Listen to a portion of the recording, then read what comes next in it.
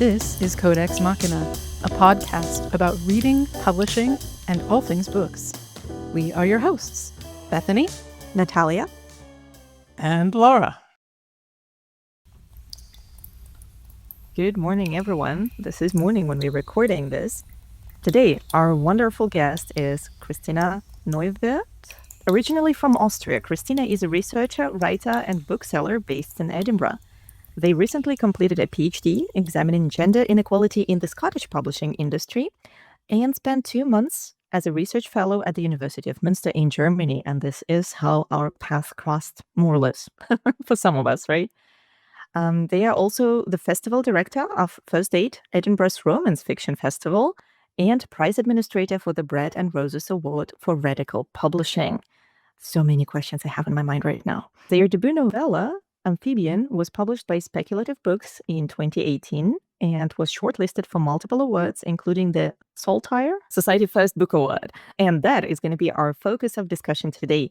Amphibian, I am so looking forward to discussing your book. Christina, welcome. Thank you. Hi, it's so nice to be here. Thank you for having me. And also with us today is Bethany. Hi. And Laura. Hi. We're also excited to discuss Amphibian with you and your research a little bit. Absolutely. Amphibian, I have this lovely, lovely little book in my possession. I love the cover and the art. For those of our listeners who do not follow the links in our description to check the book out, I'm going to describe it to you. It is a very simple cover that features a woman floating in water, and she is surrounded by standard classic office accessories. I guess we could say like a laptop, a screen, some paperwork, a stapler. For some reason, seeing a stapler for me is always like that thing when you want to throw it at someone at work. This particular message. I'm just laughing because I was thinking about the fact that in this book, I think that if the staplers hadn't been nailed down to the desks, some of them probably would have gotten thrown. And you might wonder, why are staplers nailed down to the desk? So what happened to this particular lady and her department in a really big corporation was that one day it slowly started flooding. And yeah, we are located in Germany. So we all know if something like this would have happened to the German company, the workers, the employees would be like, no, this is Arbeitsunfähigkeit. So you can't be successful at your work in these conditions. We will not be back in this office until it's finished. But this is not at all what happens in this novel. And maybe just to begin with, Christina, if I may start with a very general question, what inspired you to write Amphibian? So the idea for Amphibian came really from an observation that my friend made, who I was living with at the time. So we both were working at the same bookshop and cafe, and one evening we were walking back home together, and it was a really beautiful, like bright evening with like perfect blue skies. And our bookshop and cafe was located kind of close to the university. And there was a university building that was like very tall and had like big windows. And the sky was reflected in those windows. And so my friend just like looked at it and was like, oh, it looks like they filled the whole building with water. And it just like wormed its way into my brain. And then we were both doing a creative writing master's degree at the time. And so when we were back home, I just like couldn't really stop thinking about it. And so I said to her, Natasha, can I have this? And she very generously allowed me to build on this kernel of an idea. And that's really where it kind of came from. Like at the time, I remember the tone of it, or like this how supernatural I thought this was really based on, like, I didn't want it to be that the water is a metaphor. Do you know what I mean? Like, I didn't want it to be, this is metaphorical water. I was so, and in my supervision with my supervisor of my master's degree, they would keep asking me like, what's the water? Like, what's the water a metaphor for? Is the water this or is the water this? And obviously the water is many, many things, but also it was so important for me from the beginning that the water is just like actual water. And so I think that principle was what like pushed me forward into actually writing the story is because I was so interested in like what would actually happen. Obviously, as you said, in Germany, people would just like down tools and be like, I cannot work in these conditions. But what would happen if maybe everyone is pretending that it's fine, or everyone's kind of just going along with the water being there? But yeah, it all came from this like very beautiful observation that wasn't mine. Well, I think, it's one of those things where you realize, this is one of those idiot ideas that people in the upper offices, the upper floors come up with to help with productivity. And you're sitting there thinking, "Oh yeah, this is fine. This is normal. I can see this happening in a real workplace just because." Yeah, wanted to say that I think, that's what made Amphibian feel very, like, successful to me, very polished, was the fact that the water was not metaphorical and that all the things you had going on in the office were dealing with the water as, like, this physical substance, like, you know, all these little details about the characters needing new shoes and having to, nail down all of their stuff so it didn't float away, all of these things, like, you put a lot of thought into how this would actually happen. And for me, that was actually the funniest part, was all of these things they had to keep buying new things and hiring workers to come in. And I kept thinking to myself, this must be costing the company so much money. How can they afford it? Their sales are down. And it just resonated with me so much as someone who has worked in offices where, let's say, the medicine was more painful than the illness. Have you actually worked in a corporate office before? Was this coming from any experiences, or was this just all imagination? So when I first wrote it, firstly, I'm so glad that that worked for you and that you found it funny. I worked like, I think that we maybe can talk about it, but the humor was so difficult to write, but also it was so like satisfying to kind of feel it hit. So, and obviously when it translates to the reader, that's so satisfying. But yeah, maybe we can talk about that later. But when I wrote it, I hadn't worked in a corporate office. When I wrote it, my only experience of like corporate offices is what my friends told me and watching The Office. Like those were, so that's when I wrote the first draft. But I wrote it in 2014.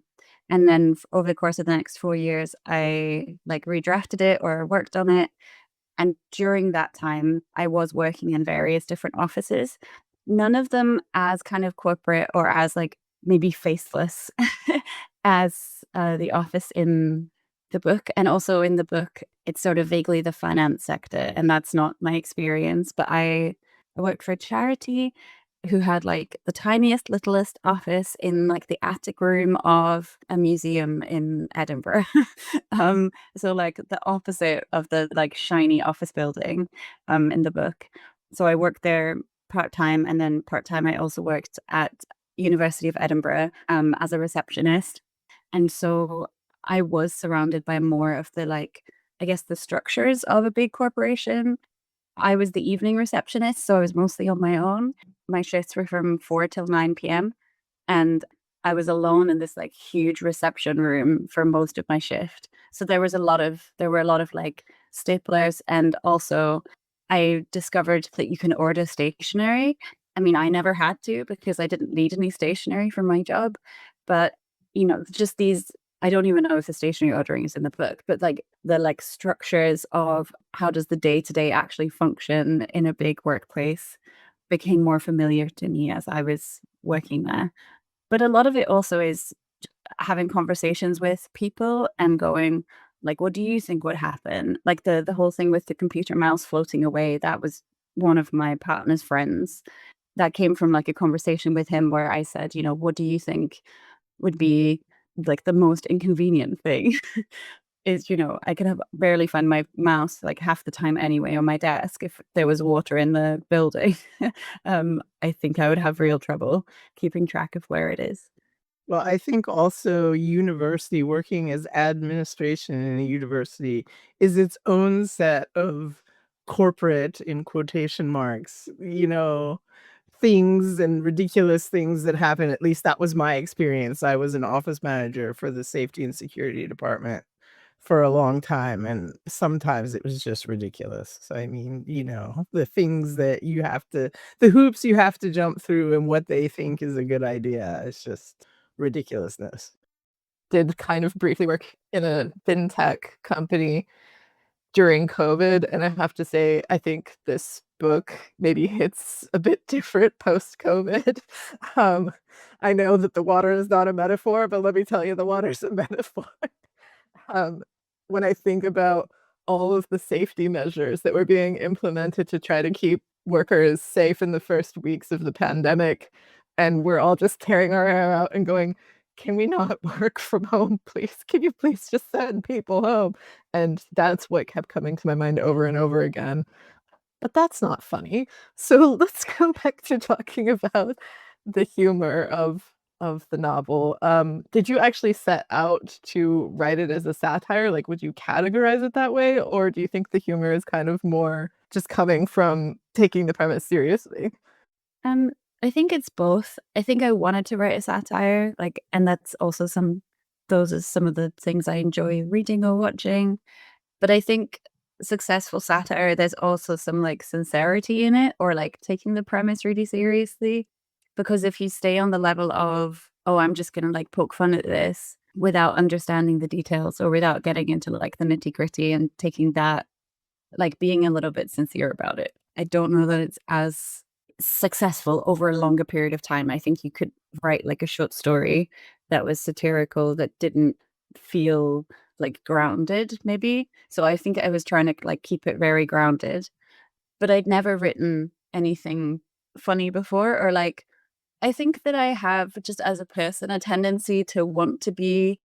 I've really noticed this when I was teaching undergrads, that the whole time I was trying to make them laugh, and I literally wrote a note to myself that's "You're not there to entertain them." It's okay if they don't laugh at your jokes. I mean, it'd be better if they don't laugh at you, but it's okay if they don't laugh at your jokes. So I think in general, I have a tendency to want to make people laugh and want people to think I'm funny. And so this was an opportunity to see if I could do that. But also, it's a very strange medium to try and make people laugh, because I'm not with you in your house when you're reading the book. And so I'm never really going to know if I'm successful unless people tell me. But so because of that, because you don't have the feedback that you might get if you were doing a comedy show in front of an audience, I just really leaned into what I thought was really funny. And for me, one of the main inspirations is there's a short story by Italo Calvino called "The Distance of the Moon."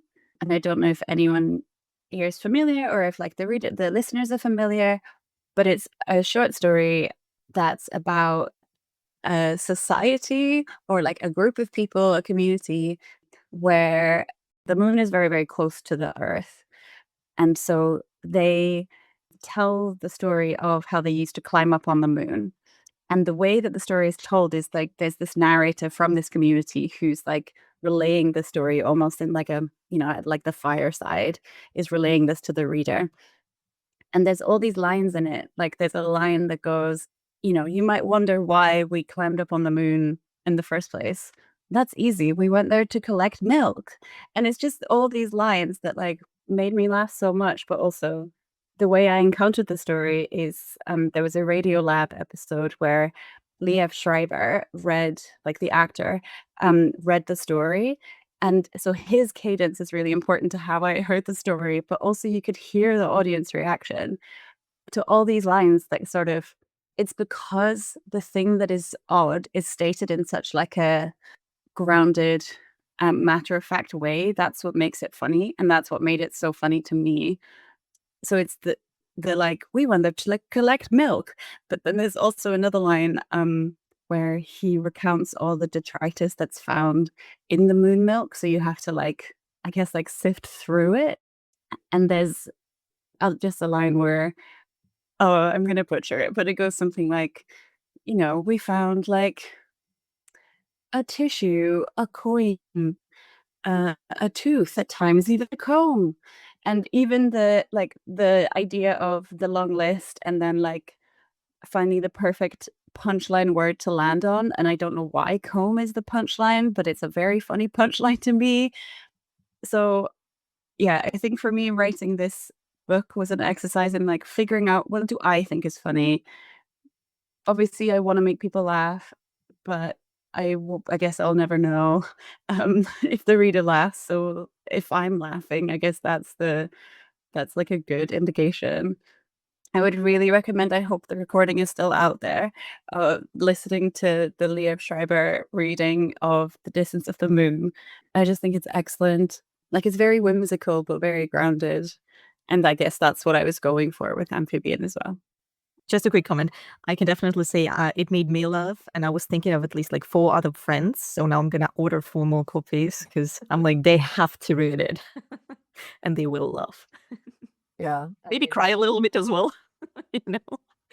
Rest assured, we all thought it was really funny. You're hearing now.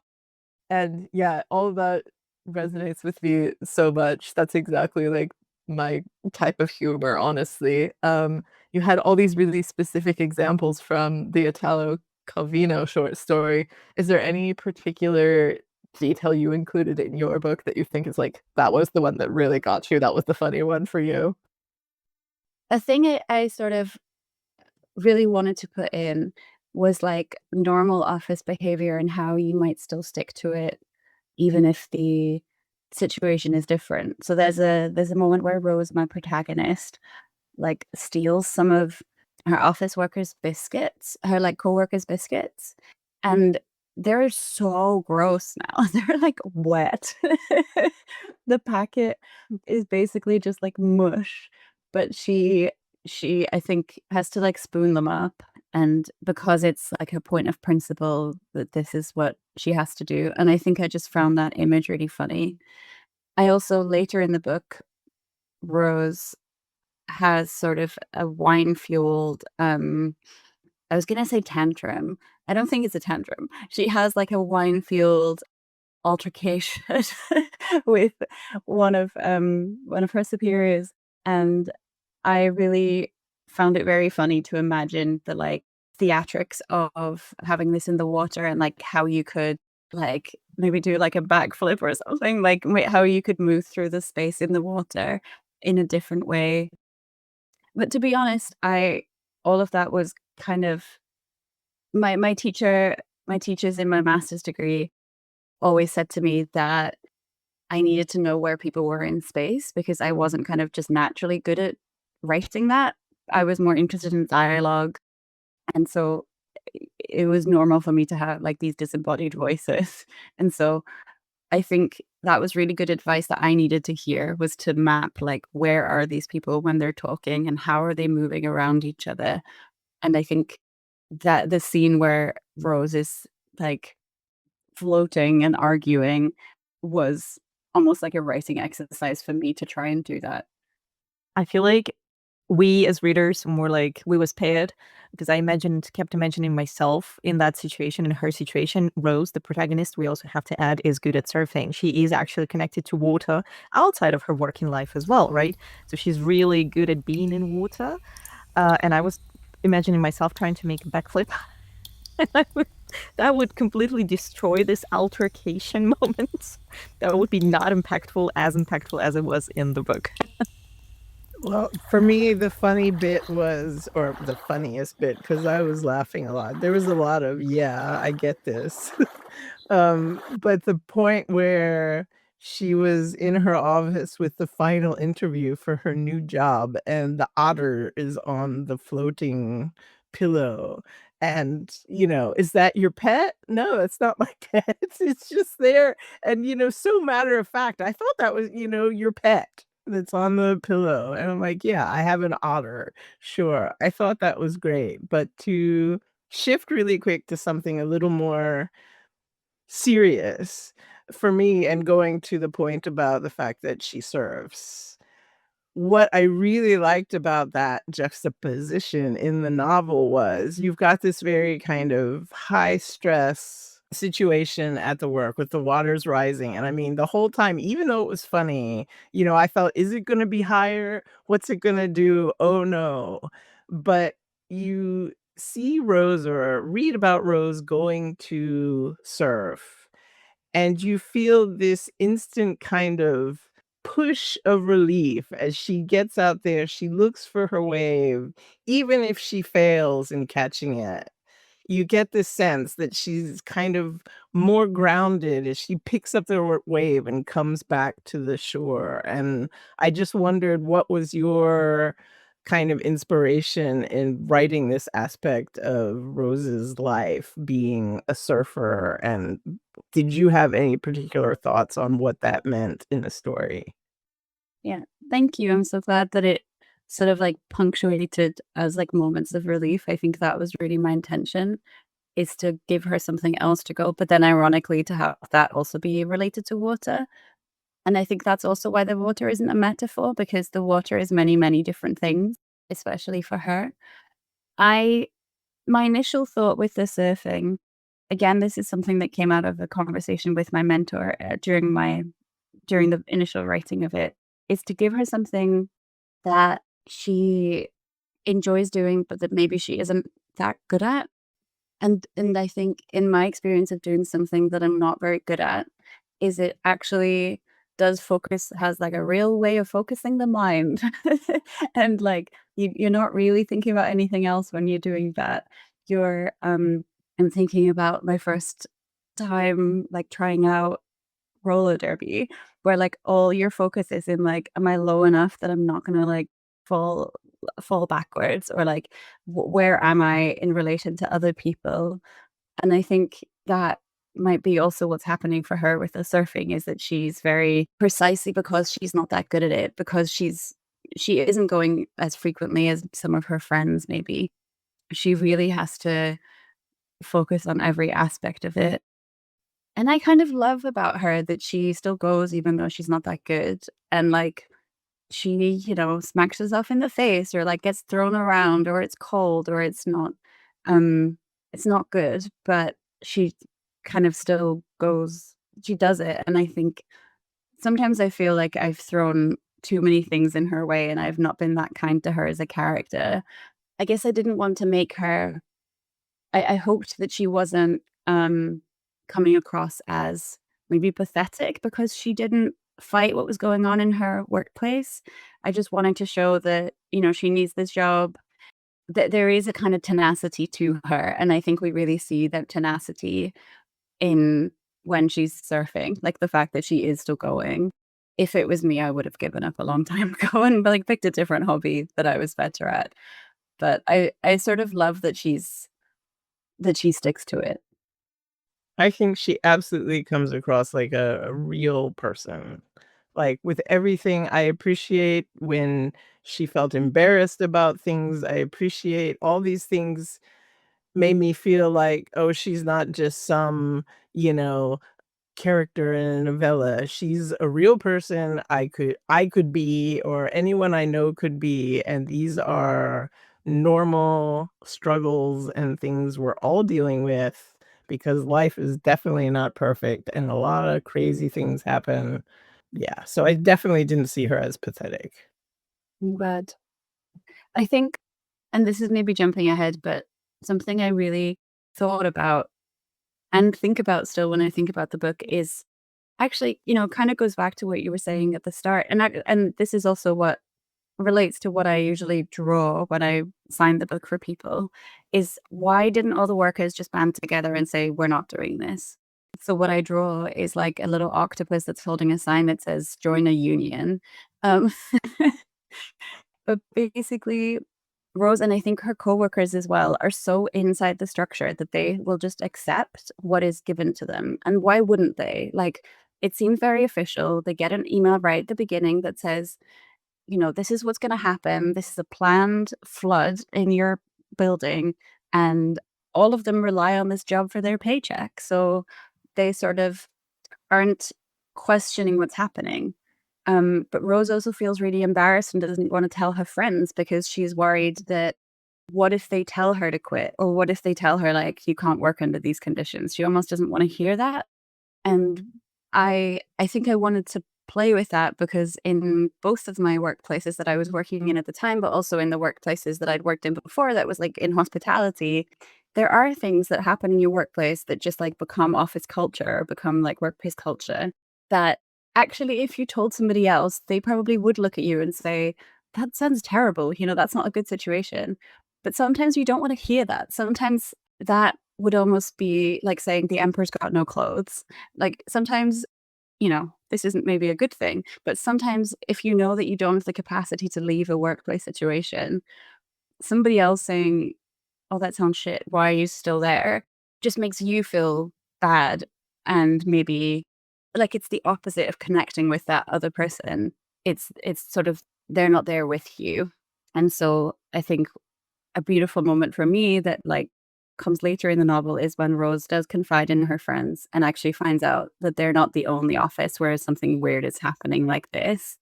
But I think it's the difficult thing about if I might go on like a small tangent from this existing tangent.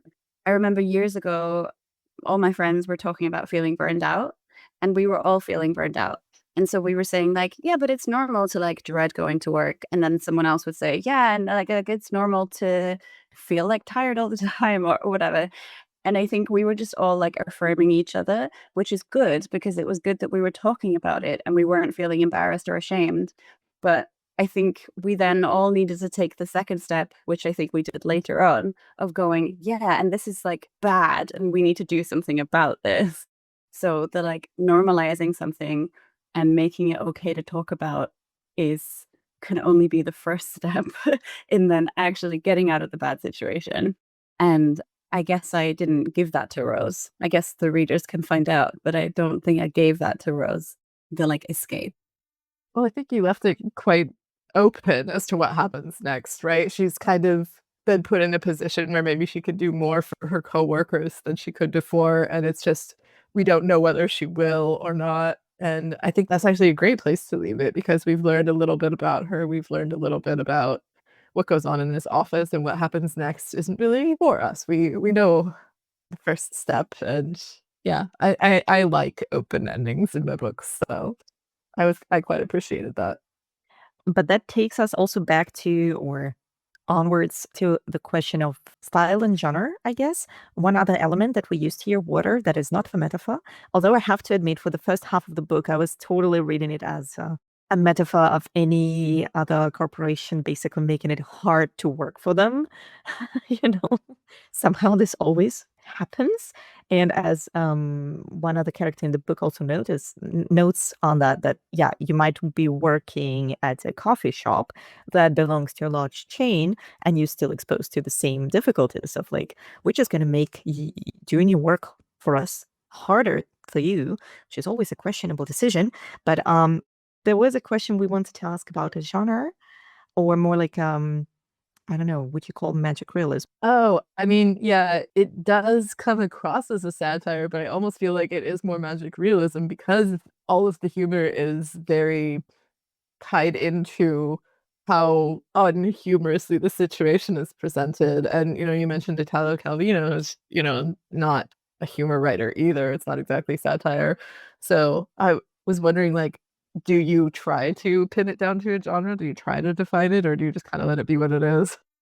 I usually describe it as a kind of magical realist office satire. So I try to have everything, but I really like magical realism where everything is normal and one thing is different. So like I also love like fantasy where everything is different and we're in a completely different place. But I just find it conceptually interesting to read things that feel very of our reality with just like a tweak. Like I'm trying to think of an example. Um, so I've just finished reading a novel that is set partly in the like 22nd century. And a lot of things are very recognizable to us or would be recognizable to a reader in 2025. But just like bananas aren't super common aren't like a super common fruit for people to have access to. And, that's not the only thing that's different, but that's in the daily life of the character. The novel's called A Line You Have Traced by Roisin Demet, and it's really, really good. But yeah, one of the ways that we recognize that this is not our time is that like the foods we have available to us are different because of like what's happened to global trade routes or to the climate or whatever. Yeah, I connect to that kind of magic realism. I guess one of the reasons I hesitate calling it that is because I hadn't really read a lot of that when I was writing it. And so I didn't want to throw myself into a genre that I hadn't done the like work to belong in, if that makes sense. So I tried to keep it like very on the like dry ground of the like office workplace book with just enough magic realism thrown in it to make it interesting for me also to write. I had one last question maybe before Yeah. we wrap up to Christina. You just mentioned another good recommendation for us, but are you reading anything fun at the moment? And maybe not fun, like what are you reading? Yeah. So I think Roisin's book is the last thing I finished, and I think that is my big like I feel like I can't start anything new yet. It has to like have its reverberations in my brain. This is the great thing about being a bookseller is that sometimes authors visit the town that you are in a bookseller in, and then they come and they sign a book. And Roisin brought like a reading copy for the booksellers, and so I took one home. And it's set in vaguely the 1920s, the 2020s and the 2120s. And there's these three women who are kind of starting to be like connected through time. So there's like a really interesting way of time travel of like archival objects making their way through like these 3 centuries. It's so great. I also, maybe like related recommendation is for a book called The Very Nice Box. And I've now forgotten the name of the 2 authors, but it's a co-written book. It's called The Very Nice Box. And it somehow manages, and I think very successfully, to be an office satire, a like heartfelt book about grief. And also there's like some like crime and maybe horror elements. It just does like these handbrake turns that you don't expect. But it's about a workplace where they make essentially like IKEA style furniture. And our main character at the beginning is very like bought into the corporate culture, and everything in her house is, the like very nice office table, the very nice lamp, the very soothing pillow or whatever. And I think if you found Amphibian funny, you will find The Very Nice Box very funny, although it goes many, many places that Amphibian doesn't go. Everyone keeps telling me to read M.K. Jemisin, and You have to. You have to. I'm freaking out. So I think that's next. Where should I start, Bethany? Okay. So the thing is, N.K. Jemisin has written multiple very, very good series, and people are going to tell you to start with the 5th season. That's kind of her masterwork trilogy. And I'd say don't start there because you will never read a better series of books. Read one of her other trilogies first. They're also really, really, really good, but you have to save the best for last, right? Right? That's the entree. So you get your appetizers first. I'd almost even say start with her book of short stories. She has some really cool kind of Afrofuturism stuff going on in there. And she has a kind of riff on an Ursula K. Le Guin story. And that could maybe get you going as far as like thinking whether you like her as an author to decide whether you want to tackle one of her meteor books. I can't help but be extremely passionate. I think she's basically our greatest living fantasy author. So Amazing. Thank you so much for that recommendation. Fantastic. You can find, dear listeners, all of these in our show notes, in description, with all the links, and maybe just like a fun coincidence, maybe not so fun. Like speaking of The Very Nice Box and Amphibian, I'm right now reading The Broom of the System by David Foster Wallace. And I feel like this, like the corporate company life, work, lack of balance thing is just like, this topic follows me. I'm like, is the universe trying to tell me something? Before we break, I think I wanted to make like a point. So the author doesn't get a say about what the book is, right? After you've written it, I really believe that I can't be in your house telling you what you should think. But I think that I wanted to like throw out there just for like anyone who does happen to read it, or like as like an additional thing, is the book kind of is trying to say that corporate culture is bad. Or like corporate culture can be like insidious in these ways and can like create unworkable environments, as Natalia was saying, like make it harder for you to work. But one thing I also really wanted to raise as a topic in the book was that the idea that you can just quit your job and go live your dream life is a lie. um, or I think especially for Rose, who really keenly feels that she needs the paycheck, it's not really feasible for her to quit and go and work. Like her like fantasy is that she'll go and work on a boat in Greece. And she sort of hasn't really been and doesn't know anything about working on a boat. And we've said that she's tenacious, and I believe Rose, and I think that she could learn. But I think a thing I wanted to just bring up as a topic in the book was like that it isn't easy for everyone to just leave their job. And that for many people, I think especially when we're talking about like being a writer, you need money from somewhere to live. And for many people, that's working their day job, and maybe their day job is bad. So I think I was trying to like, I think a lot of people take the book as saying, quit your job, which if that's what you needed to say, like, I'm so happy for you. And I think you should quit your job. um, I endorse this message, but also I'm trying to add like a note of nuance that I think it's like a fantasy to think that if you just quit your job and then do something that you love, then somehow you will be able to survive off of that. And some people have, but I think there's like a sort of influencer sheen about it that actually, if you quit your job and you make a living as like a travel influencer or whatever, first of all, that's also like very hard work. And second of all, most people who try that can't make a living off of it.